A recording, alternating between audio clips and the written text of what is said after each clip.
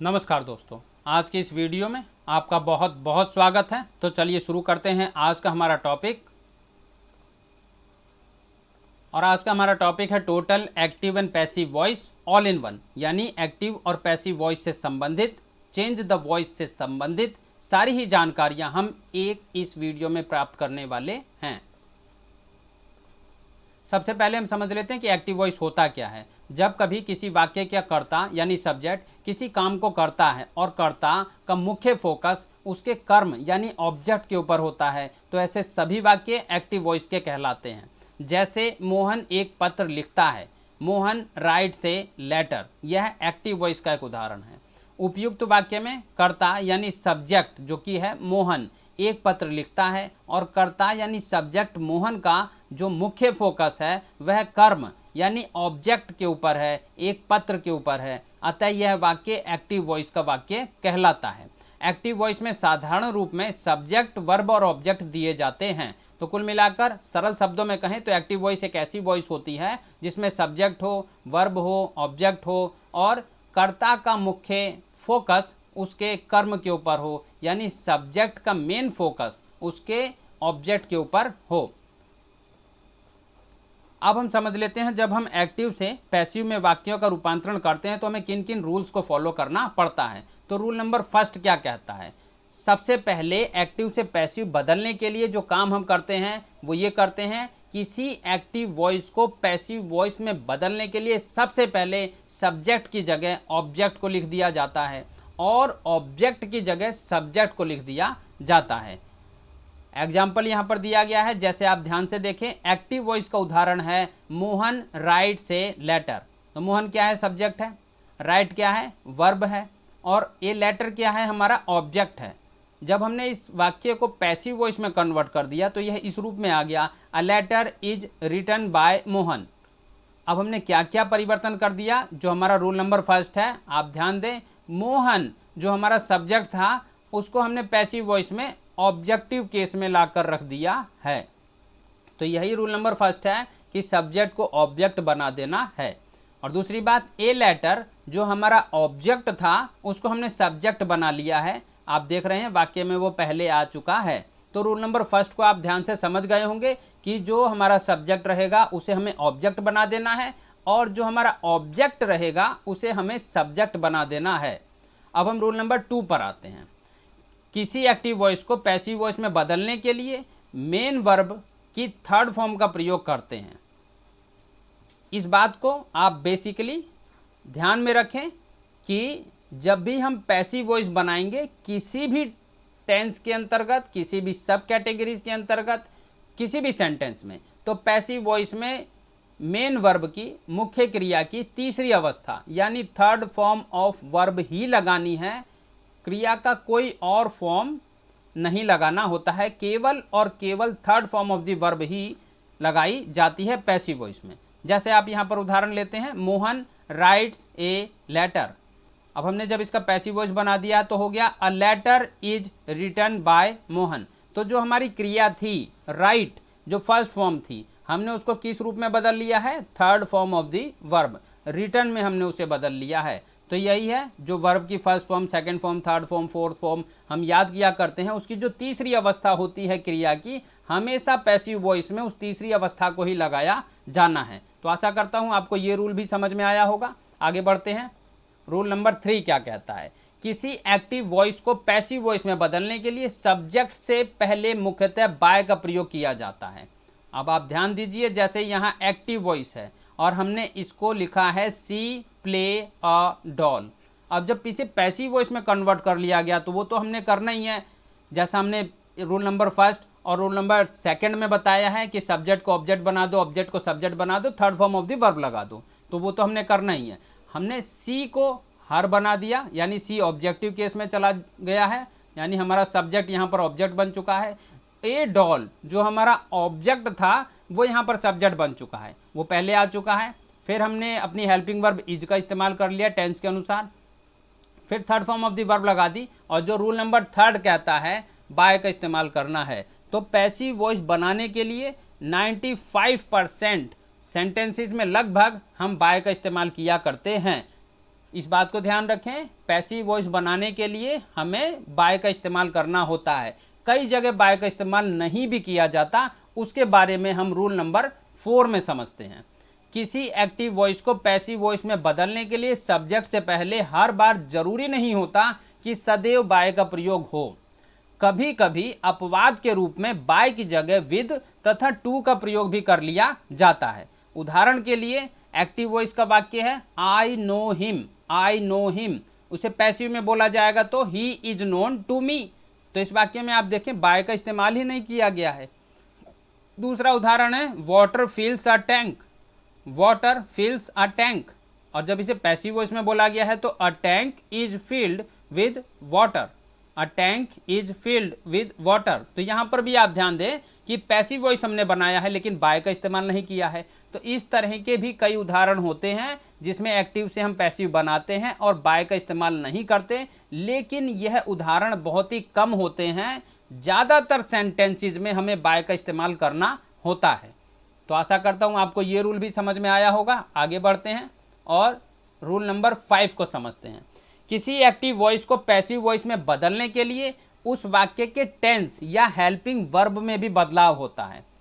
किसी active voice को passive voice में बदलने के लिए उस वाक्य के टेंस या हेल्पिंग वर्ब में भी बदलाव होता है, और ये परिवर्तन एक्टिव वॉइस के सेंटेंस के टेंस के अनुसार किया जाता है। यानी दिया गया वाक्य किस टेंस का है, सबसे पहले हमें वो पता करना होता है। जब हमें पता चल जाता है कि एक्टिव वॉइस में लिखा गया वाक्य किस टेंस का है, तो उस टेंस के अकॉर्डिंग ही हम उसमें पैसिव वॉइस में चेंजिंग करते हैं, हेल्पिंग वर्ब्स का इस्तेमाल करते हैं।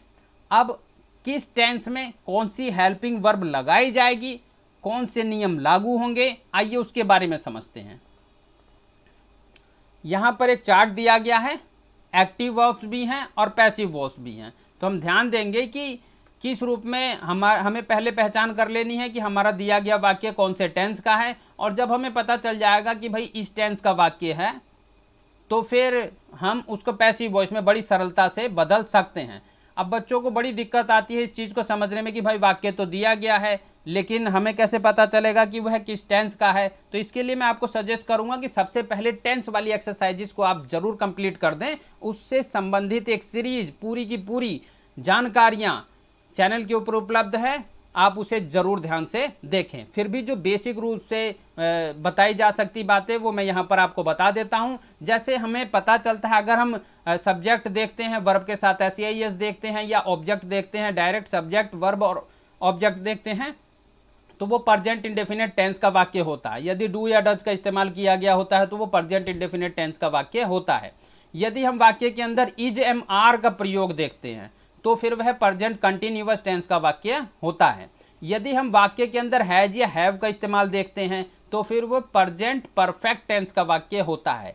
यदि हम वाक्य के अंदर क्रिया की दूसरी अवस्था यानी second form of the verb देखते हैं, या फिर वाक्य में डिड लगाया गया होता है, डिड नॉट लगाया गया होता है, तो फिर वह पास्ट इंडेफिनिट टेंस का वाक्य होता है।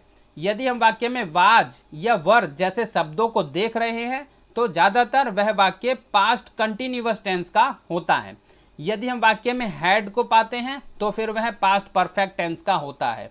यदि हम वाक्य में विल या शैल को देखते हैं और इसके साथ और कोई हेल्पिंग वर्ब नहीं आई हुई है तो फिर वह फ्यूचर इंडेफिनिट टेंस का वाक्य होता है। यदि हम विल बी या शैल बी को देखते हैं तो वो फ्यूचर कंटिन्यूअस टेंस का वाक्य होता है, लेकिन उस पर पैसिव वॉइस लागू नहीं होती है। यदि हम वाक्य में विल हैव या शैल हैव को देखते हैं तो वह फ्यूचर परफेक्ट टेंस का वाक्य होता है। तो कुल मिलाकर टेंस कौन सा है इसकी सीधी सीधी पहचान इसी बात से हो जाती है कि कौन सी हेल्पिंग वर्ब का चुनाव किया गया है, कौन सी हेल्पिंग वर्ब लगाई गई है। जो हेल्पिंग वर्ब लगाई जाएगी हर टेंस की अलग अलग इस चार्ट में दिखाई गई है, तो आप बड़ी सरलता से पहचान सकते हैं कि भाई दिया गया वाक्य कौन से टेंस का है। और जब आपको ये पता चल जाए कि इस टेंस का वाक्य है तो उसी टेंस में पैसिव में क्या रूल रहेंगे वो भी इसी चार्ट में आपके सामने प्रस्तुत है। आप ध्यान दीजिए, जो प्रेजेंट इंडेफिनिट टेंस में यदि हम वाक्य में देखते हैं कि डू या डज लगा हुआ है तो हम उसमें पैसिव बनाते समय helping verb is am are का इस्तेमाल करते हैं। अब इज आएगा, एम आएगा या आर आएगा, वह डिपेंड करता है कि सब्जेक्ट क्या है। यदि हमारा सब्जेक्ट है he she it singular noun किसी का नाम, तो फिर हम इज लगा देंगे। यदि हमारा सब्जेक्ट है आई तो हम एम लगा देंगे। यदि हमारा सब्जेक्ट है we you they plural noun तो हम आर लगा देते हैं। इसी प्रकार से यदि प्रेजेंट कंटिन्यूअस टेंस का कोई वाक्य है एक्टिव का, उसे पैसिव में कन्वर्ट करेंगे तो फिर हम इज बीइंग, एम बीइंग या आर बीइंग में से कोई एक शब्द लगाते हैं। ये मैंने आपको बता दिया। इज बीइंग तब आएगा जब हमारा सब्जेक्ट हो he she it singular noun. Am being तब आएगा जब हमारा सब्जेक्ट हो आई, और आर बीइंग तब आएगा जब हमारे सब्जेक्ट्स हो we you they plural noun.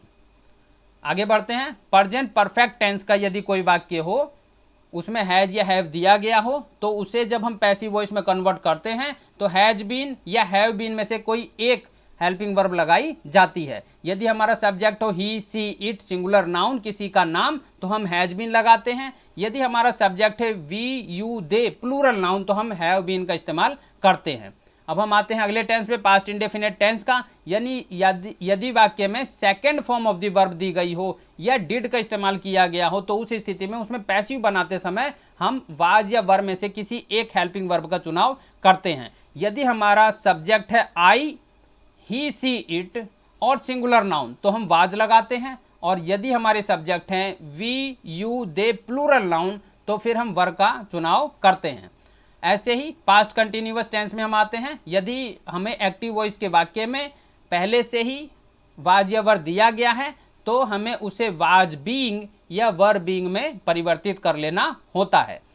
वही है, अगर सब्जेक्ट रहेंगे ही सी इट और आई तो फिर हम वाज लगा देंगे, और यदि सब्जेक्ट रहेंगे we you they plural noun तो फिर हम वर बीन का इस्तेमाल करेंगे। अब हम अगले पे आते हैं। अगर हमें पास्ट परफेक्ट टेंस का कोई वाक्य दिया है तो हमारे पास केवल और केवल एक हेल्पिंग वर्ब होती है, हैड। हैड देखते ही हमें समझ जाना चाहिए कि वह पास्ट परफेक्ट टेंस का वाक्य है। और जब पास्ट परफेक्ट टेंस का वाक्य है और उसे हम पैसिव वॉइस बनाएंगे तो कोई भी सब्जेक्ट हो, आई हो, वी हो, यू हो, दे हो, ही हो, सी हो, इट हो, सिंगुलर नाउन हो या प्लूरल नाउन हो, सभी के साथ में हैड बीन लगाया जाता है। अब हम फ्यूचर टेंस में आते हैं। जब हम देखते हैं विल है या सेल है, इन दोनों में से कोई एक हेल्पिंग वर्ब लगाई गई है तो हमें विल बी का इस्तेमाल करते हुए उसे चेंज कर देना होता है। सभी सेंटेंसेज में लगभग विल बी का इस्तेमाल किया जाता है।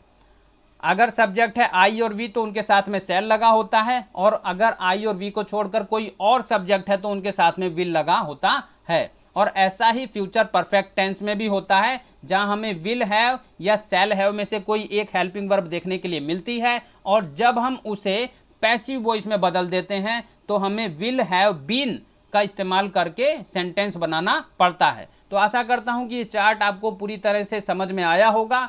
अगर समझ में नहीं आया तो इस वीडियो को आप बार बार देखें। जितनी बार देखेंगे जानकारी उतनी ज़्यादा दिमाग में बैठती जाती है। तो आगे बढ़ते हैं।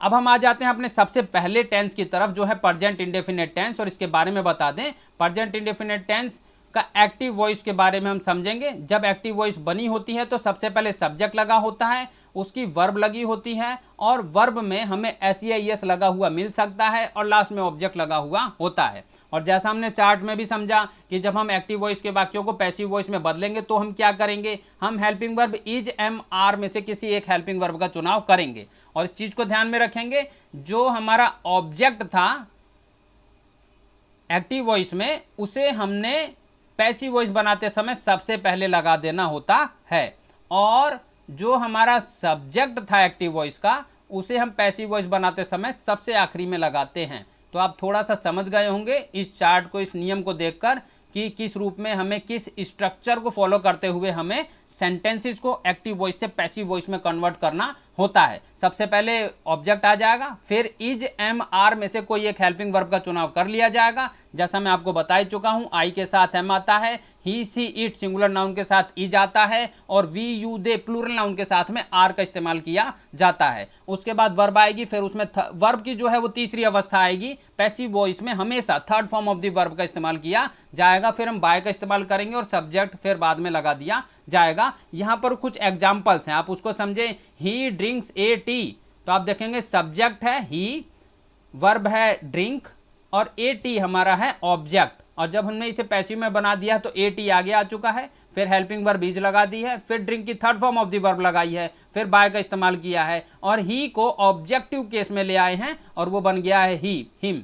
तो इस तरह से ही अगर यहाँ लिखा है तो उसका ही नहीं लिखना है, हमें उसे उसके ऑब्जेक्टिव रूप में लिखना है। मूल रूप से अगर यहाँ पर आई रहेगा तो वो पीछे जाकर मी बन जाता है, अगर यहाँ पर वी रहेगा तो वो पीछे जाकर अस बन जाता है, अगर यहाँ पर ही रहेगा तो वो पीछे जाकर हिम बन जाता है, अगर यहाँ पर सी रहेगा तो वो पीछे जाकर हर बन जाता है। तो इस तरह से चेंजिंग होती है।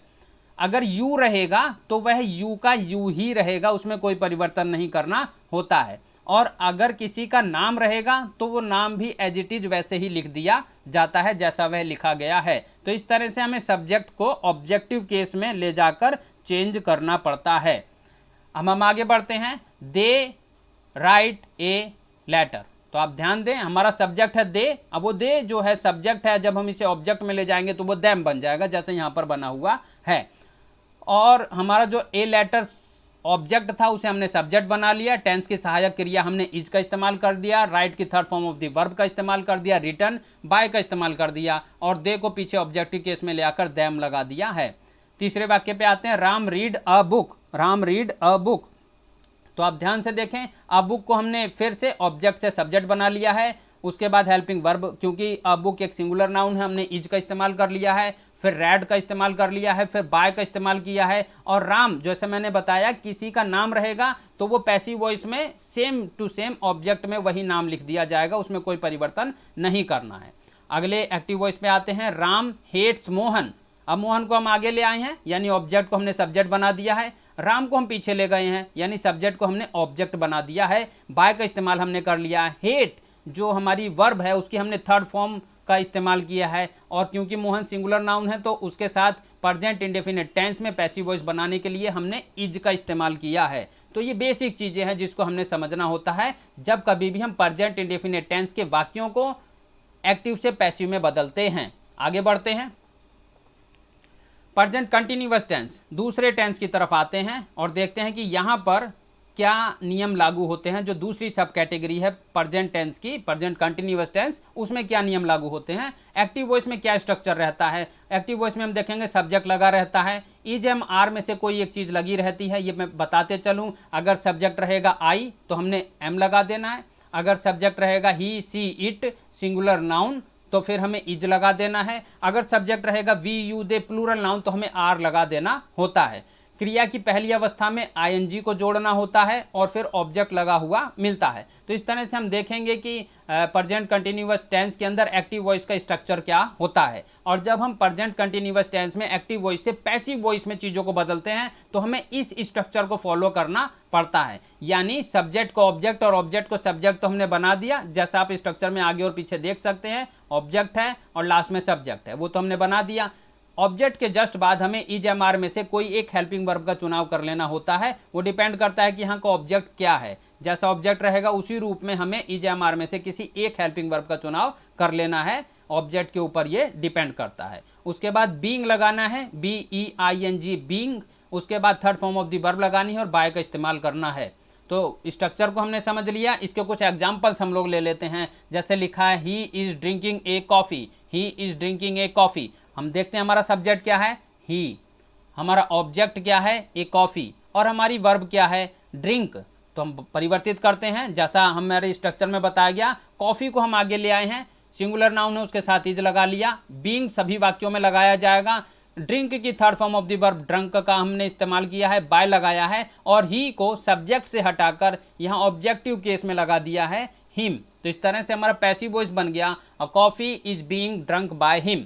अब हम एक्टिव वॉइस में आ जाते हैं। They are writing an essay, they are writing an essay. अब जब हम इसे पैसिव वॉइस में बनाएंगे तो हमने ऑब्जेक्ट से सब्जेक्ट बना लिया, एन एस से आगे आ गया। सिंगुलर नाउन है उसके साथ इज का इस्तेमाल किया गया। बीइंग सभी वाक्यों में लगाया जाएगा, ये मैंने पहले भी बता दिया है। उसके बाद राइट की third form of the verb का इस्तेमाल किया, फिर बाय का इस्तेमाल किया और दे को पीछे ले आए, ऑब्जेक्टिव केस में देम बन गया है। इसी प्रकार से हम तीसरे वाक्य में आते हैं। Ram is reading a book. तो आप ध्यान से देखिए, राम जो हमारा सब्जेक्ट है अब वो ऑब्जेक्टिव केस में आ चुका है।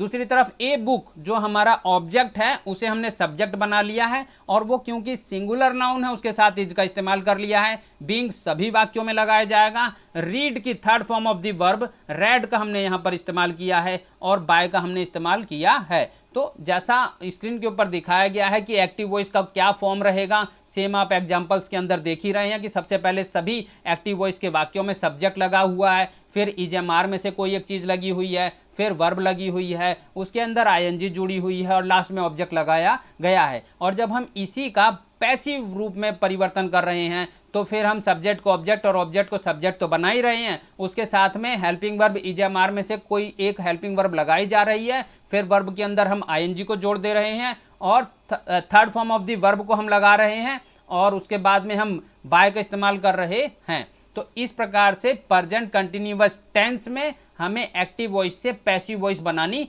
होती है। आगे बढ़ते हैं और आते हैं प्रेजेंट परफेक्ट टेंस की तरफ। प्रेजेंट परफेक्ट टेंस की तरफ जैसा मैंने आपको पहले ही चार्ट में बता दिया कि प्रेजेंट परफेक्ट टेंस हमें कैसे पता चलेगा कि वाक्य प्रेजेंट परफेक्ट टेंस का है, तो वहां पर आपको एक हेल्पिंग वर्ब हैज या हैव में से कोई एक हेल्पिंग वर्ब लगी हुई मिल जाएगी, और इनके मिलने का मतलब है कि वाक्य जो है वो प्रेजेंट परफेक्ट टेंस का है, और उसे हमें इस नियम के अनुसार परिवर्तित करना है जैसा हम आपको बताने जा रहे हैं। जब प्रेजेंट परफेक्ट टेंस के एक्टिव वाक्य बनाए जाते हैं तो सबसे पहले सब्जेक्ट लगाया जाता है, उसके बाद हैज या हैव में से कोई एक हेल्पिंग वर्ब लगी हुई मिलती है। मैं बता दूं, अगर सब्जेक्ट रहेंगे I, we, you, they plural noun तो फिर हैव लगाना है, और अगर सब्जेक्ट रहेंगे he, she, it singular noun तो आपने या किसी का नाम तो आपने हैज लगा देना होता है। आप समझ गए होंगे हैव और हैज का रूल। वर्ब की थर्ड फॉर्म हमें पहले से लगी हुई मिलती है इसमें प्रेजेंट परफेक्ट टेंस के अंदर, फिर लास्ट में ऑब्जेक्ट लगा हुआ होता है। अब जब हम इसे एक्टिव से पैसिव में कन्वर्ट करते हैं तो ये दिया गया नियम लागू होता है, ये स्ट्रक्चर लागू होता है। जैसे ऑब्जेक्ट आ जाता है सबसे पहले, फिर ऑब्जेक्ट के अकॉर्डिंग ही हमने बता दिया अगर I, we, you, they plural noun है तो हैव, और अगर ऑब्जेक्ट हमारा he, she, it singular noun है या किसी का नाम है तो हैज आपने लगा देना है। पैसिव वॉइस में सारे ही वाक्यों में बीन लगाया जाएगा, third form of the verb लगाई जाएगी, बाय का इस्तेमाल किया जाएगा, और लास्ट में सब्जेक्ट को लगा दिया जाएगा। तो बनाते हैं इसके कुछ एग्जांपल्स, जैसे आप देख ही रहे हैं स्क्रीन के ऊपर। Ram has eaten an apple. Ram has eaten an apple, हमारा सब्जेक्ट क्या है? हमारा सब्जेक्ट है राम। हेल्पिंग वर्ब क्या है? हैज। वर्ब की कौन सी फॉर्म दी गई है? Third form of the verb पहले से दी गई है, इसमें कोई परिवर्तन हमें करने की जरूरत नहीं है। और हमारा ऑब्जेक्ट क्या है? An apple. तो एन एप्पल जो हमारा ऑब्जेक्ट है उसे हम फिर सबसे पहले ले आए एन एप्पल, और फिर जैसा हमने स्ट्रक्चर में बता दिया कि क्योंकि सिंगुलर नाउन है इसके साथ हेल्पिंग वर्ब आएगी हैज, और फिर हमने बीन सभी वाक्यों में लगाना है। Third form of the verb eaten का ही हमने इस्तेमाल किया है, फिर हमें बाय का इस्तेमाल करना है, और राम जो नाम है उसे एज इट इज ले आकर ऑब्जेक्टिव केस में लिख देना है।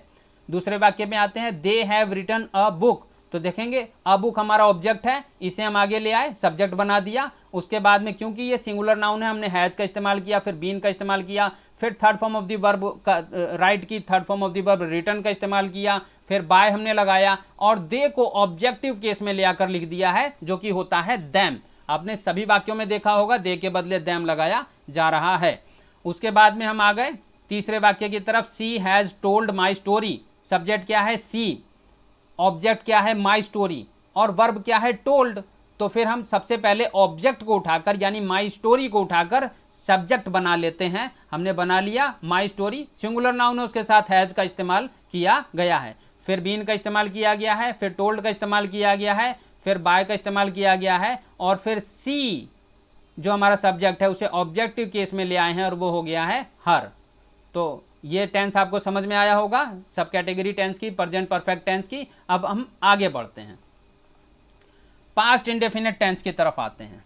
पास्ट इंडेफिनिट टेंस का जब हम एक्टिव वॉइस का रूप देखते हैं तो वहां पर हमें सब्जेक्ट देखने के लिए मिलता है सबसे पहले वाक्य में, उसके बाद second form of the verb लगी होती है, और लास्ट में ऑब्जेक्ट लगा हुआ होता है।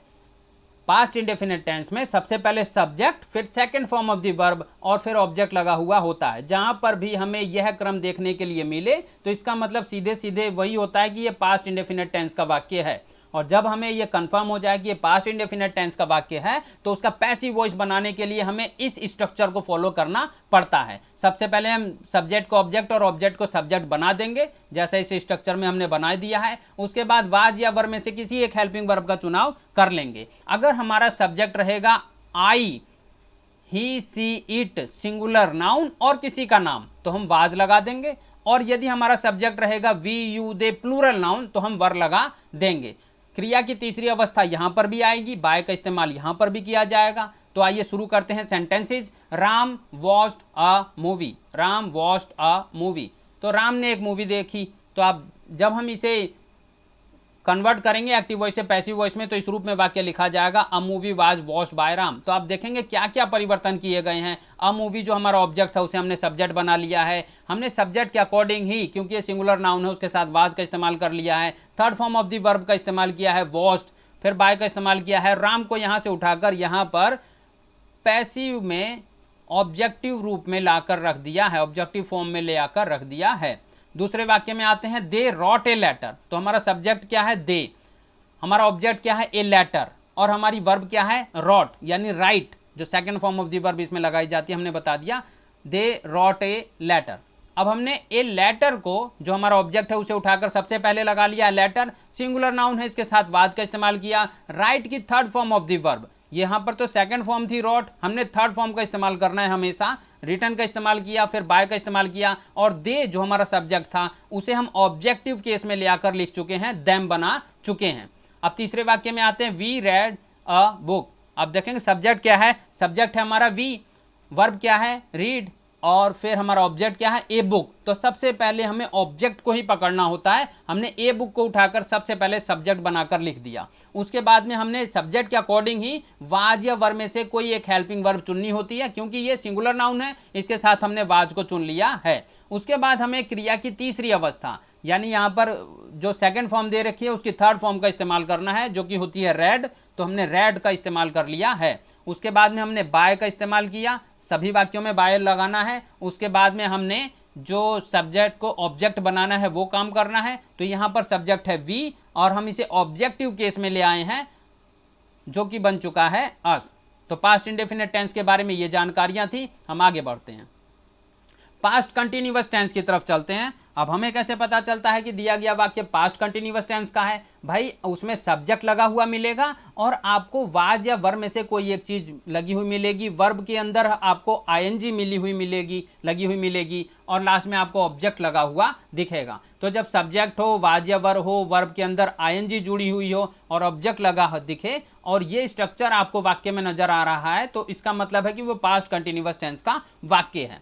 और हमें एक्टिव से पैसिव वॉइस में बदलने के लिए यहाँ पर ये बदलाव करने पड़ते हैं। सब्जेक्ट को ऑब्जेक्ट बनाएं, ऑब्जेक्ट को सब्जेक्ट बना दें। उसके बाद ऑब्जेक्ट के अकॉर्डिंग ही वाज या वर्ब में से कोई एक हेल्पिंग वर्ब चुन ली जाएगी। अगर हमारा यहाँ पर जो ऑब्जेक्ट बन चुका है वो रहेगा आई, ही, सी, इट, सिंगुलर नाउन या किसी का नाम, तो हम वाज लगाएंगे। और अगर सब्जेक्ट रहेंगे we, you, they, plural noun, तो हम वर लगा देते हैं। उसके बाद सभी पैसिव वॉइस के वाक्यों में हमें बीइंग लगा देना है, BEING, बीइंग लगा देना है, सभी वाक्यों में लगेगा। Third form of the verb सभी वाक्यों में लगेगी, बाय का इस्तेमाल किया जाएगा, और लास्ट में हमें सब्जेक्ट लगा देना है। तो ये जो क्रम बताया गया है, ये जो ऑर्डर बताया गया है, इसी ऑर्डर को, इसी स्ट्रक्चर को फॉलो करते हुए हमें अपने एक्टिव से पैसिव वॉइस बनाने हैं। तो आइए शुरू करते हैं exercise. He was drinking A coffee, subject क्या है, ही, वर्ब क्या है, ड्रिंक, और हमारा ऑब्जेक्ट क्या है, ए कॉफी। तो ऑब्जेक्ट को सबसे पहले ले आए, ए कॉफी, सिंगुलर नाउन है, इसके साथ में हमने वाज लगा दिया। फिर जैसे स्ट्रक्चर में हमने बताया, वाज या वर्ब लगाने के बाद में बीइंग लगाना है, बीइंग लगा दिया। ड्रिंक की third form of the verb drunk लगा दी, फिर बाय का इस्तेमाल हमने कर लिया, और लास्ट में जो ही था, जो हमारा सब्जेक्ट था, उसे हमने ऑब्जेक्ट बनाना है, और ऑब्जेक्टिव केस में ही का लगता है हिम, वो हमने लगा दिया है।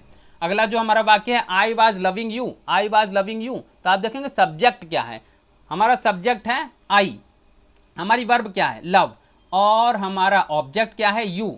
तो यू को तो एज इट इज ऐसे ही लिख दिया जाता है। तो यू को हमने ऑब्जेक्ट से सब्जेक्ट बना लिया है। यू के साथ आती है हेल्पिंग वर्ब वर, उसके साथ बीइंग, उसके बाद लव की third form of the verb loved, उसके बाद बाय का इस्तेमाल, और आई को सब्जेक्ट से उठाकर ऑब्जेक्टिव केस में लिख दिया है, जो कि बन चुका है मी। अब हम तीसरे वाक्य पे आते हैं, Ram was talking with Mohan. Ram was talking with Mohan, subject क्या है? सब्जेक्ट है राम। उसके बाद में हमारी वर्ब क्या है? वर्ब है हमारी टॉक, और उसके बाद में हमारा ऑब्जेक्ट क्या है? मोहन। तो मोहन जो हमारा ऑब्जेक्ट है उसे हम सब्जेक्ट बनाकर लिख चुके हैं, मोहन सिंगुलर नाउन है, उसके साथ में हमने वाज का इस्तेमाल कर लिया। फिर बीइंग, जैसा हमने बताया कि पास्ट कंटिन्यूअस टेंस के सभी वाक्यों को एक्टिव से पैसिव बनाते समय हमें बीइंग का इस्तेमाल जरूर करना है, तो हमने बीइंग लगा दिया। टॉक की third form of the verb का इस्तेमाल किया है, टॉक्ड है, और विद का इस्तेमाल करते हुए लास्ट में हम अपने सब्जेक्ट को ऑब्जेक्ट बनाकर लिख चुके हैं, राम लिख चुके हैं। अब हम आ गए हैं अगले टेंस की तरफ, जो है हमारा पास्ट परफेक्ट टेंस का। जब हम पास्ट परफेक्ट टेंस के एक्टिव रूप को देखते हैं, एक्टिव वॉइस को देखते हैं, तो हम पाते हैं कि सबसे पहले सब्जेक्ट लगा हुआ है, फिर सभी वाक्यों में हमें हैड लगा हुआ मिलता है, यानी हैड हेल्पिंग वर्ब लगी हुई मिलती है। Third form of the verb मिलेगी और लास्ट में हमें ऑब्जेक्ट लगा हुआ मिलता है। जब वाक्य में यह स्ट्रक्चर देखने के लिए मिलता है कि भाई सब्जेक्ट लगा है, फिर हैड लगा है, फिर third form of the verb लगी है और लास्ट में ऑब्जेक्ट लगा हुआ है, तो इस बात से हमें यह पता चल जाता है कि भाई यह वाक्य पास्ट परफेक्ट टेंस का है। और जब यह पता चल जाए कि पास्ट परफेक्ट टेंस का है, तो फिर क्या नियम अप्लाई होगा पैसिव बनाने के लिए, वह भी आपकी स्क्रीन पर दिया गया है। हमें सब्जेक्ट को ऑब्जेक्ट और ऑब्जेक्ट को सब्जेक्ट बना लेना है। दूसरी बात, हमें हैड के साथ में बीन को अटैच कर देना है। क्रिया की तीसरी अवस्था लगानी है, third form of the verb लगानी है, बाय का इस्तेमाल करना है। तो इस रूप में हमें वाक्य को एक्टिव से पैसिव में बदल लेना है। आइए इसके कुछ एग्जाम्पल्स देखते हैं।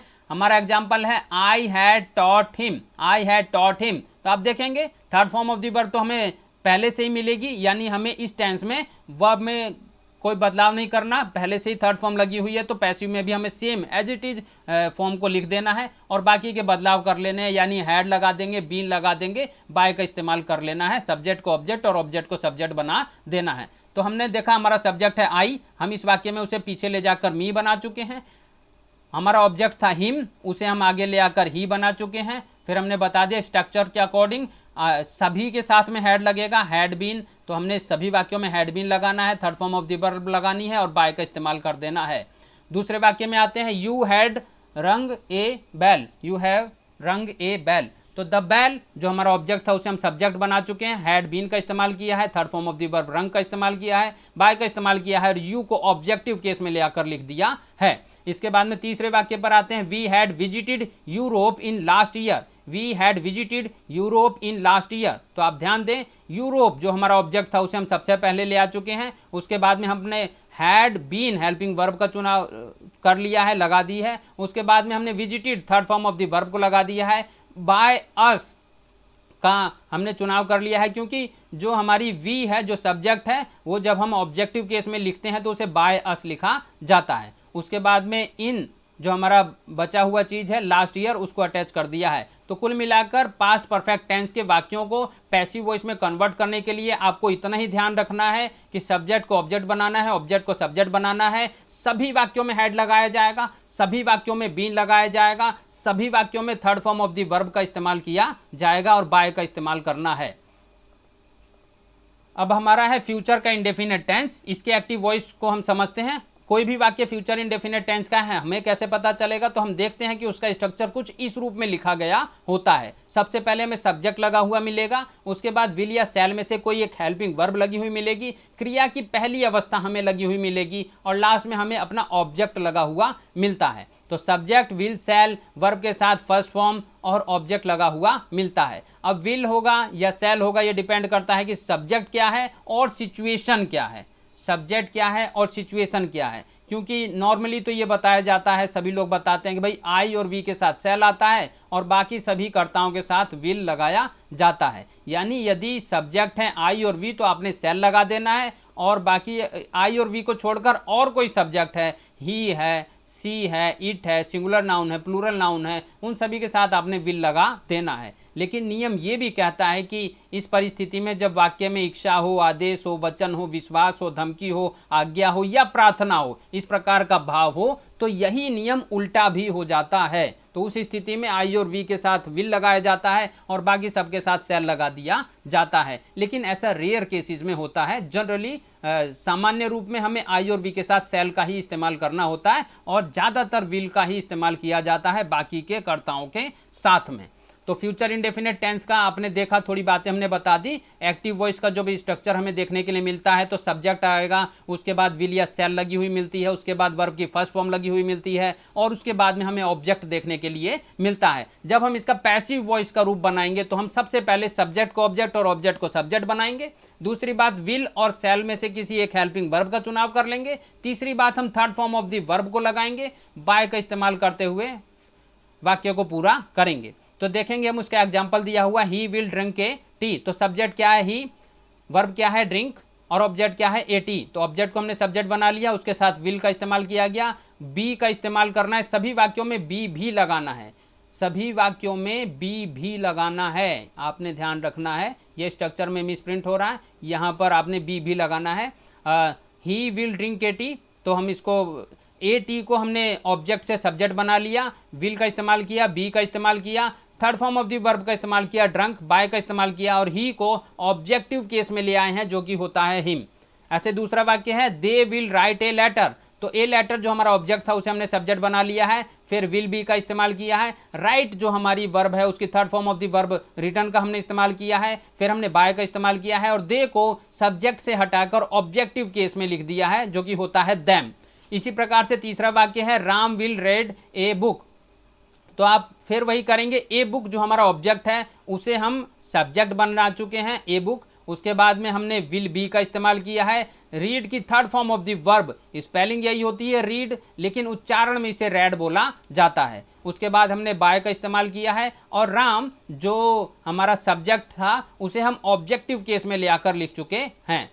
तो आशा करता हूं आपको ये भी समझ में आया होगा। आगे बढ़ते हैं और फ्यूचर परफेक्ट टेंस की तरफ चलते हैं। जब फ्यूचर परफेक्ट टेंस का वाक्य होता है तो हमें एक्टिव वॉइस में ये स्ट्रक्चर देखने के लिए मिलता है। सबसे पहले सब्जेक्ट आता है, उसके बाद सब्जेक्ट के अकॉर्डिंग ही, विल हैव या शैल हैव में से कोई एक हेल्पिंग वर्ब लगी हुई मिलती है, उसके बाद third form of the verb मिलती है, और लास्ट में ऑब्जेक्ट लगा हुआ होता है। जब हम फ्यूचर परफेक्ट टेंस के वाक्यों को एक्टिव वॉइस से पैसिव वॉइस में बदलते हैं तो हमें इस स्ट्रक्चर को फॉलो करना पड़ता है। हम सब्जेक्ट को ऑब्जेक्ट बनाएंगे और ऑब्जेक्ट को सब्जेक्ट बनाएंगे, उसके बाद में हम सब्जेक्ट के अकॉर्डिंग ही विल हैव या शैल हैव में से कोई एक हेल्पिंग वर्ब का चुनाव कर लेंगे। वो मैंने आपको बता दिया, यदि सब्जेक्ट रहेंगे आई और वी तो आप शैल लगा सकते हैं, और यदि आई और वी को छोड़कर और कोई सब्जेक्ट है, ही है, सी है, इट है, सिंगुलर नाउन है, प्लूरल नाउन है, तब फिर आप विल लगा सकते हैं। उसके बाद में बीन लगाना है, उसके बाद third form of the verb लगानी है, उसके बाद बाय का इस्तेमाल करना है।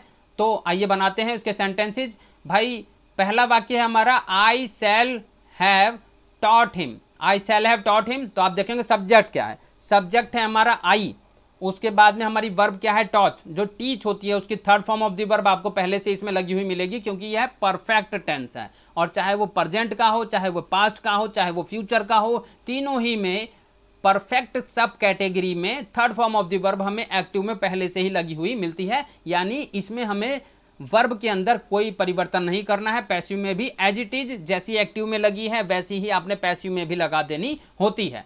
तो हमने ही विल हैव बीन कर दिया, उसके बाद टॉट कर दिया, बाय का इस्तेमाल किया, और लास्ट में सब्जेक्ट को उठाकर ऑब्जेक्टिव रूप में लगा दिया है, जो कि होता है मी। तो I shall have taught him, ये पैसिव वॉइस में बन चुका है, हिम को हम आगे ले आ चुके हैं, ही बन चुका है। विल हैव बीन सभी वाक्यों में लगाया जाएगा, third form of the verb सभी वाक्यों में लगाई जाएगी, बाय का इस्तेमाल सभी वाक्यों में किया जाएगा, और आई को उठाकर हम ऑब्जेक्टिव केस में लिख ही चुके हैं।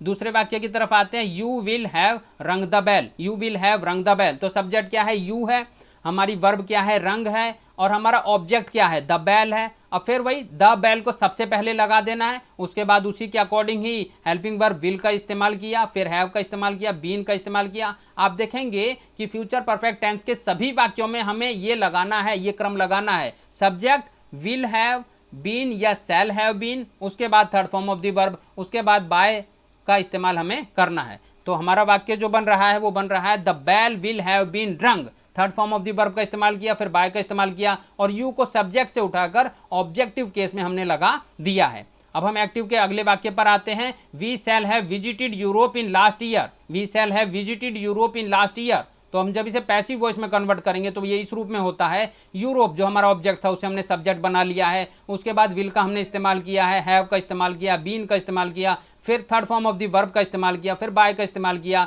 और वी जो हमारा सब्जेक्ट था उसे हम ऑब्जेक्टिव बनाकर ऑब्जेक्टिव फॉर्म में लिख चुके हैं, जो कि होता है अस। और लास्ट में जो हमारा एक शब्द रह गया लास्ट ईयर, उसे हमने अटैच कर दिया है। तो आशा करता हूं आपको ये भी समझ में आया होगा। हमने 5 रूल पहले चर्चा कर ली थी।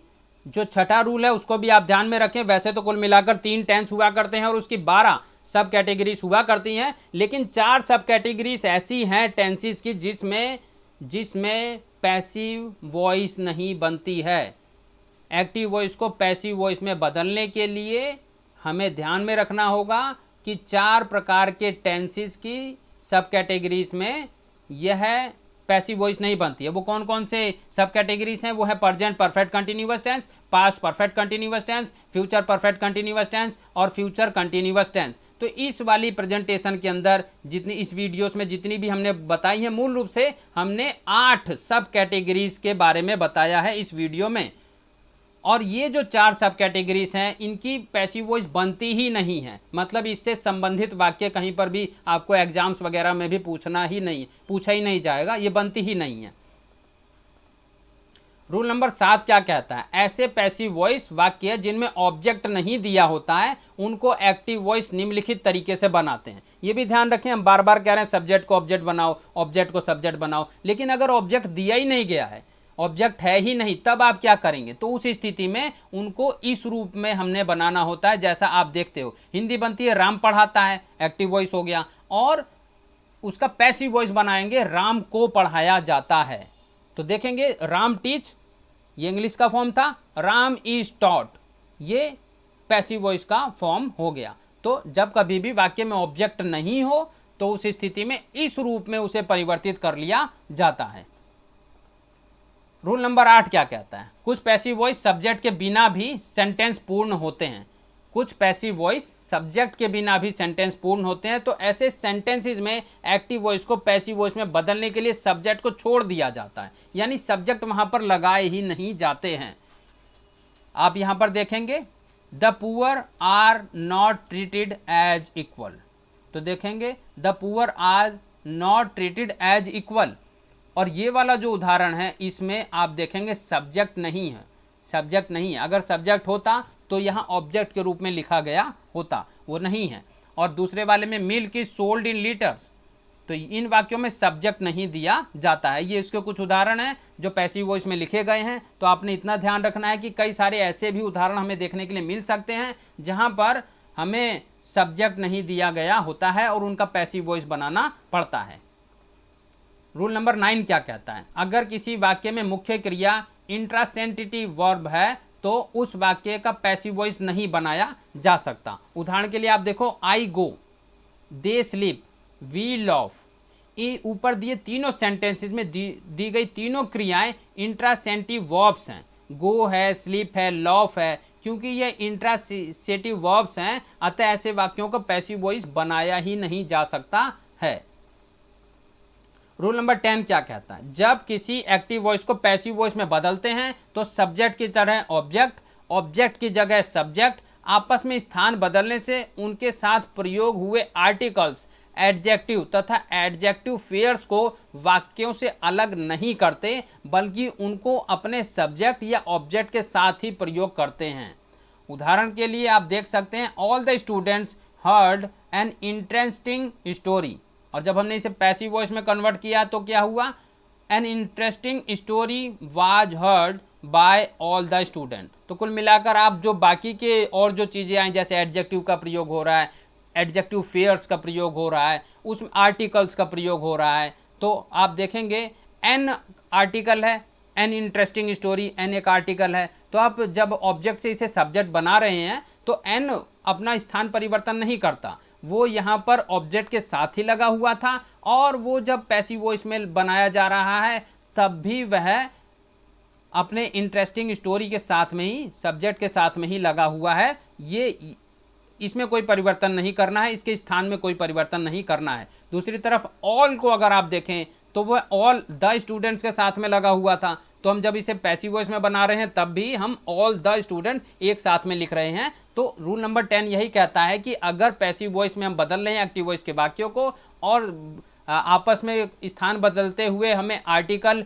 एडजेक्टिव तथा एडजेक्टिव फेयर्स को वाक्यों से अलग नहीं करना है, वो जिस शब्द के साथ में लिखे गए हैं उसी शब्द के साथ में पैसिव वॉइस में भी उन्हें लिख देना होता है। रूल नंबर 11 क्या कहता है? रूल नंबर 11 ये कहता है जब किसी एक्टिव वॉइस को पैसिव वॉइस में बदलते हैं तो सब्जेक्ट की जगह ऑब्जेक्ट के आपस में स्थान बदलने से उनके प्रोनाउंस में किस प्रकार से बदलाव होता है। इस एक्सरसाइज में हमने बहुत सारी चीज़ें की हैं और बच्चों को ये क्लियर होना चाहिए, विद्यार्थियों को ये क्लियर होना चाहिए, सीखने वाले लोगों को ये क्लियर होना चाहिए कि भाई हम किसके स्थान पर क्या प्रयोग कर रहे हैं। उदाहरण के लिए हिम के स्थान पर हम ही का इस्तेमाल करते हैं। हर के ये ऑब्जेक्ट, ये जो पहले वाली लाइन लिखी हुई है ये सब ऑब्जेक्ट के रूप में लिखे होते हैं और जब ये ऑब्जेक्टिव फॉर्म में लिखे होते हैं एक्टिव वॉइस के वाक्यों में और हम इसे पैसिव वॉइस में लाते हैं तो हमें इसे इस रूप में परिवर्तित कर देना होता है। यानी हिम के स्थान पर ही, हर के स्थान पर सी, देम के स्थान पर दे, अस के स्थान पर वी, मी के स्थान पर आई, यू के स्थान पर यू और इट के स्थान पर इट। और कुल मिलाकर अगर यह इसका विपरीत है, इसका मतलब यह है कि आपको अब ऑब्जेक्ट से सब्जेक्टिव केस में ले जाना है या सब्जेक्ट से ऑब्जेक्टिव केस में ले जाना है, तो ही को आपने हिम बना देना है, सी को आपने हर बना देना है, दे को आपने देम बना देना है, वी को आपने अस बना देना है, आई को आपने मी बना देना है और यू का और इट का कोई परिवर्तन नहीं करना, ये एज इट इज लिख दिए जाते हैं। जैसे आप यहाँ पर एग्जाम्पल भी देख रहे हैं, श्याम लव्स हर, तो हर के लिए हमने क्या शब्द इस्तेमाल किया है? सी। तो यही इस चार्ट में भी बताया गया है, जैसा आप देख भी सकते हैं, हर इसके लिए हमने इस्तेमाल किया है सी।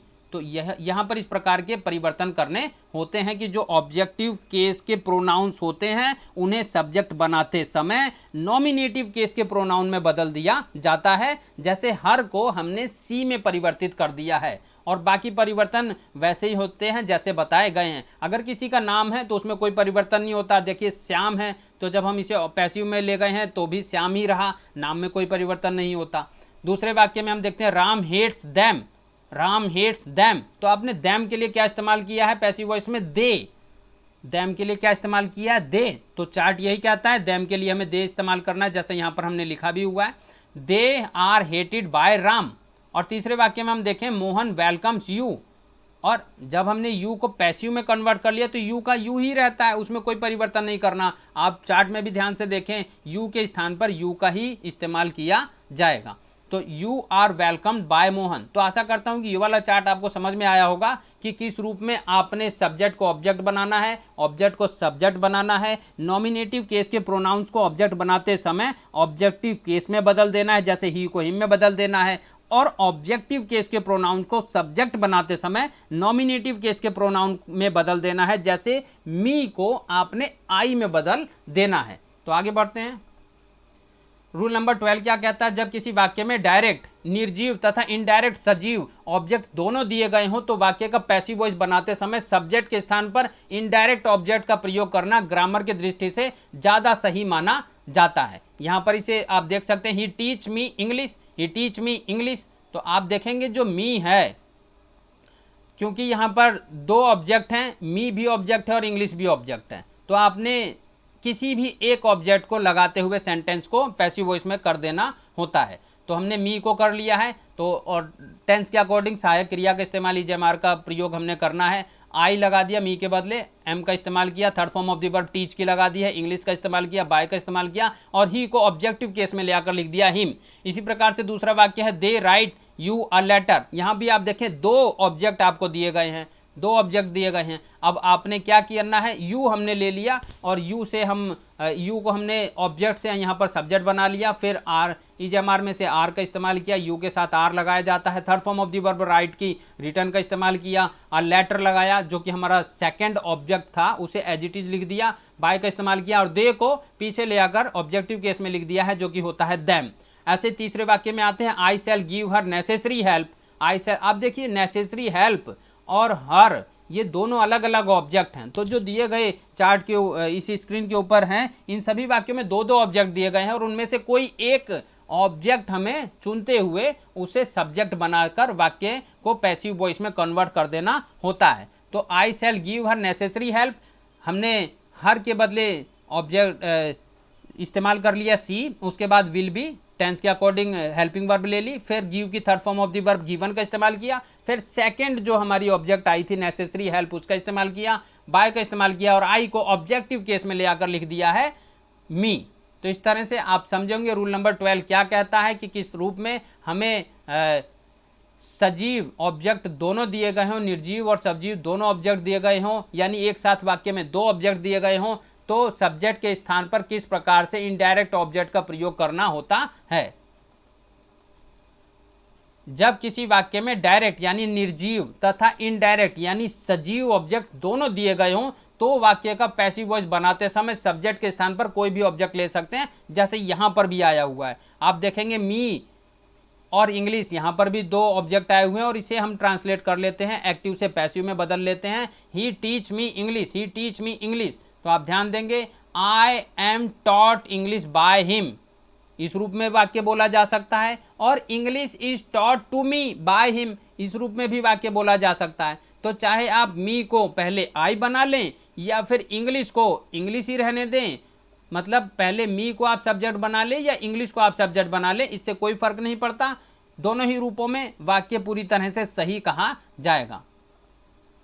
रूल नंबर 13 क्या कहता है? जब किसी वाक्य में डायरेक्ट निर्जीव तथा इनडायरेक्ट सजीव ऑब्जेक्ट दोनों दिए गए हों और यह एक्टिव वॉइस वाक्य लेट से शुरू हो, तो ऐसे वाक्यों का पैसिव वॉइस बनाते समय सब्जेक्ट के स्थान पर डायरेक्ट यानी निर्जीव ऑब्जेक्ट का प्रयोग करना होता है और लेट को वाक्य के आरंभ में ही रहने देना होता है और मुख्य क्रिया की थर्ड फॉर्म से पहले बी का प्रयोग करना होता है। तो तीन चीजें आप समझ गए, जो मैं आपको दोबारा से रिपीट कर दूं। लेट से शुरू हो तो ऐसे वाक्यों का पैसिव वॉइस बनाते समय सब्जेक्ट के स्थान पर निर्जीव ऑब्जेक्ट का इस्तेमाल करना होता है। लेट वाक्य के शुरू में ही रहेगा, बी का इस्तेमाल किया जाएगा, third form of the verb का इस्तेमाल किया जाएगा। तो इन्हीं रूल्स को अप्लाई करते हुए ये सेंटेंसेज हैं। Let him bring a book, let him bring a book. तो आप यहाँ ध्यान देंगे वाक्य की शुरुआत तो पैसिव में भी हमने लेट से ही की है। अब बुक जो हमारा ऑब्जेक्ट था उसे हमने सब्जेक्ट बना लिया है, फिर जैसा हमने बनाया आपने बी का इस्तेमाल भी करना है तो हमने बी भी लगा दिया। ब्रिंग लाना, उसकी third form of the verb brought का इस्तेमाल किया है,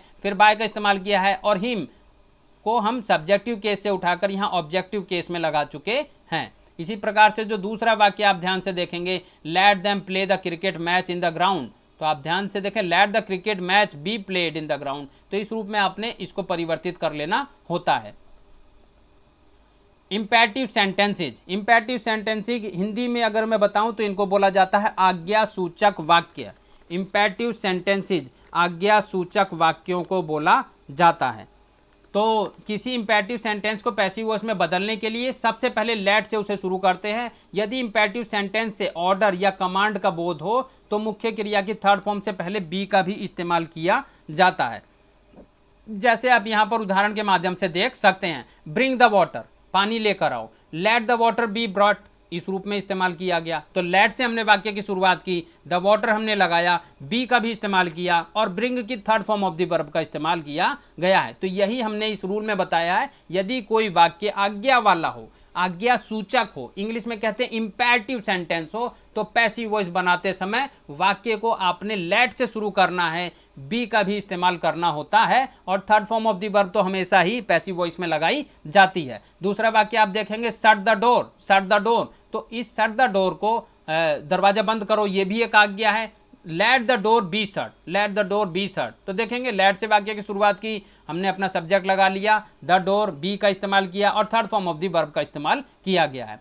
so the identity, so the identity, अब बता लेट से फिर शुरुआत की वाक्य की पैसिव बनाने के लिए फिर द आइडेंटिटी लगा लिया, बी का इस्तेमाल किया और फिर सो की third form of the verb solved का इस्तेमाल किया गया है। तो कुल मिलाकर जो तीन रूल हमने बताए हैं इंपैरेटिव सेंटेंस बनाने के लिए, उन्हीं का इस्तेमाल करते हुए इन तीनों ही वाक्यों को कन्वर्ट किया गया है और आपको भी ऐसे ही करना है। जब कभी भी कोई आज्ञा वाला सेंटेंस, इंपैरेटिव सेंटेंस आपको एक्टिव से पैसिव बनाने के लिए मिले तो आपको इस नियम को ध्यान में रखना है, वाक्य की शुरुआत लेट से करनी है, उसके बाद third form of the verb का इस्तेमाल करना है और बी का इस्तेमाल आपने करना होता है। यदि इंपैरेटिव सेंटेंस में रिक्वेस्ट यानी प्रार्थना या एडवाइस परामर्श सलाह का बोध हो तो मुख्य क्रिया की थर्ड फॉर्म से पहले शुड बी का प्रयोग करते हैं और ऐसे वाक्यों को लेट से शुरू नहीं करते और पैसिव वॉइस में काइंडली और प्लीज जैसे शब्दों को छोड़ दिया जाता है। जैसे आप ध्यान दें, हेल्प द पुअर, गरीबों की मदद करो, द पुअर शुड बी हेल्पेड। तो आपने इस तरह से शुड बी का इस्तेमाल करते हुए वाक्य को एक्टिव से पैसिव में बदल देना होता है। दूसरे भी वाक्य में लव योर पेरेंट्स, अपने माता पिता से प्रेम करो, your parents should be loved. तो आप देखते हैं कि ये ऐसे भाव लिए हुए वाक्य हैं जिन पर कोई जबरदस्ती नहीं होती, वाक्यों नैतिकता वाले वाक्य होते हैं, आज्ञा तो है, एडवाइस है, सलाह है। इन सभी वाक्यों के अंदर हमें शुड का इस्तेमाल करना होता है। यदि इंपैरेटिव सेंटेंस नकारात्मक हो यानी नेगेटिव हो तो ऐसे इंपैरेटिव सेंटेंस को पैसिव वॉइस में बदलने के लिए सबसे पहले डू को हटाकर उसकी जगह लेट का प्रयोग किया जाता है और उसके बाद नॉट का प्रयोग हम करते हैं और मुख्य क्रिया की थर्ड फॉर्म से पहले बी का प्रयोग हम करते हैं। जैसा आप स्क्रीन के ऊपर दिए गए उदाहरणों के अंदर देख रहे हैं, डू नॉट टेल ए लाई, झूठ मत बोलो। तो लेट, अब ये नेगेटिव वाला वाक्य हो गया, late not a lie be told by you, let not a lie be told by you. तो इसी रूप में आपने भी सभी वाक्यों को बदल देना है। सबसे पहले लेट का इस्तेमाल करना है, नॉट का इस्तेमाल करना है, लाई का इस्तेमाल करना है, बी का इस्तेमाल करना है। Third form of the verb tell थी, उसका हमने टोल्ड लगा दिया, बाय का इस्तेमाल करना है और जो आपका ऑब्जेक्ट हो उसे लगा देना होता है। Do not watch a horror movie, do not watch a horror movie. तो हमने let not a movie be watched by you, let not a horror movie be watched by you, इस रूप में भी आप बोल सकते हैं। तीसरा वाक्य लेते हैं, do not beat the cat, do not beat the cat. तो आप ध्यान से देखें, लेट से इसको भी हमने शुरू किया है, लेट फिर नॉट लगाया, द कैट लगाया, जो हमारा सब्जेक्ट ऑब्जेक्ट था उसे हमने सब्जेक्ट बना लिया है, फिर बी का इस्तेमाल किया है, फिर third form of the verb beat की हमने इस्तेमाल किया, फिर हमने अपना ऑब्जेक्टिव केस लगा लिया है जो कि है यू। तो let not the cat be beaten by you. तो इन वाक्यों में आप देखेंगे जैसे यू लगाया गया है, तीनों ही वाक्यों में ऑब्जेक्टिव फॉर्म के अंदर वो सब्जेक्ट में तो था ही नहीं, लेकिन क्योंकि भाव में था इसलिए उसे लगाया जाता है। उपयुक्त वाक्यों में पैसिव वॉइस बनाते समय पैसिव वॉइस के नियमों के अनुसार बाय यू ना जोड़ें तब भी वाक्य पूरा माना जाएगा। तो अगर आप बाय यू ना भी जोड़ो तब भी पूरा है, क्योंकि हमने बताया दरअसल में वो वाक्य में तो एक्टिव में तो था ही नहीं यू, परंतु क्योंकि भाव में था तो इसलिए हमने इसको पैसिव बनाते समय लगा दिया। लेकिन यदि आप बाय यू ना भी लगाएं तब भी आपका वाक्य पूरी तरह से ग्रामेटिकली सही बोला जाएगा। नेगेटिव सेंटेंसेस का पैसिव वॉइस, नेगेटिव सेंटेंसेस को पैसिव वॉइस में बदलने के लिए रूल्स बिल्कुल अफर्मेटिव सेंटेंसेस की तरह ही रहते हैं। इनमें प्रयुक्त होने वाला नॉट को अपनी जगह रहते हैं, अर्थात वर्ब की थर्ड फॉर्म से पहले नॉट का प्रयोग करते हैं। जैसे आप देखेंगे, he does not teach me English, English हो गई I am not taught English by him. इसी प्रकार से they did not write you a letter, तो पैसिव हो गई you were not written a letter by them.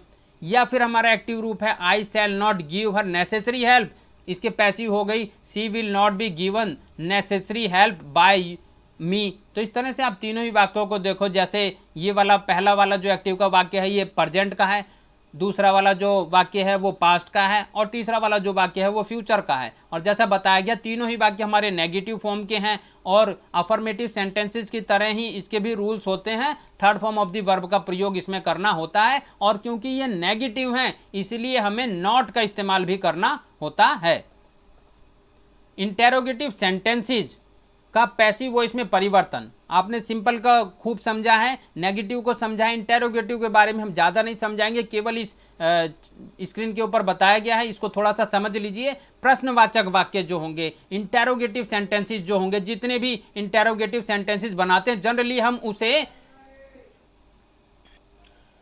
जितने भी इंटेरोगेटिव सेंटेंसेस हम बनाते हैं उसमें सबसे पहले हम हेल्पिंग वर्ब को लगा देते हैं और उसके बाद अगर WH फैमिली का कोई वर्ड दिया गया होता है तो एक्टिव वॉइस में भी और पैसिव वॉइस में भी, जैसे कब, क्यों, कहाँ, कैसे, कौन इत्यादि शब्द वाक्य के अंदर अगर मिलते हैं तो जो इनकी इंग्लिश होती है उसको हम हेल्पिंग वर्ब से भी पहले लगा देते हैं, एक्टिव वॉइस में भी और पैसिव वॉइस में भी।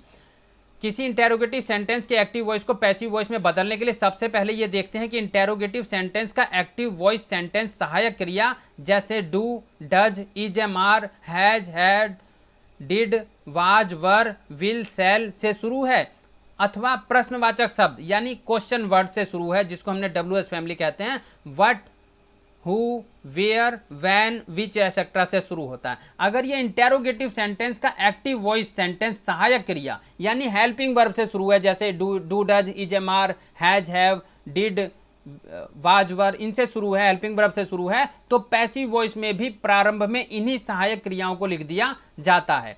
और यदि यह पैसिव वॉइस में सहायक क्रिया हेल्पिंग वर्ब की फॉर्म वाक्य के सब्जेक्ट के अनुसार परिवर्तित कर दी जाएगी। तो अगर WH फैमिली का कोई वर्ड पहले आया है एक्टिव वॉइस में, तो पैसिव वॉइस में भी वही वर्ड पहले लगा दिया जाएगा। और अगर कोई हेल्पिंग वर्ब पहले आई है एक्टिव वॉइस में, तो पैसिव वॉइस में भी वही हेल्पिंग वर्ब पहले लगा दी जाएगी। और बाकी के जो नियम हैं अफर्मेटिव सेंटेंसेस की तरह ही रहते हैं, उसमें किसी प्रकार का कोई परिवर्तन नहीं किया जाता है। तो कुल मिलाकर इस प्रेजेंटेशन के अंदर जो बेसिक चीज़ें हैं हमने बताई हैं, उसको आप ध्यान से समझें। सब्जेक्ट को ऑब्जेक्ट बनाना है, ऑब्जेक्ट को सब्जेक्ट बनाना है, टेंस के अनुसार सहायक क्रिया का चुनाव करना है, पैसिव वॉइस हमेशा third form of the verb ही लगाना है, बाय का हमें इस्तेमाल करना है, नॉमिनेटिव केस के प्रोनाउन को ऑब्जेक्ट बनाते समय ऑब्जेक्टिव केस में बदल देना है, जैसे ही को हिम में बदल देना है, और ऑब्जेक्टिव केस के प्रोनाउन को सब्जेक्ट बनाते समय नॉमिनेटिव केस के प्रोनाउन में बदल दिया जाता है, जैसे मी को आई में बदल दिया जाता है। तो फिर भी यदि आप और ज़्यादा डीपली सीखना चाहते हैं तो पिछली जो हमारी वीडियोस हैं चैनल के ऊपर उन्हें क्रम वाइज से देखें,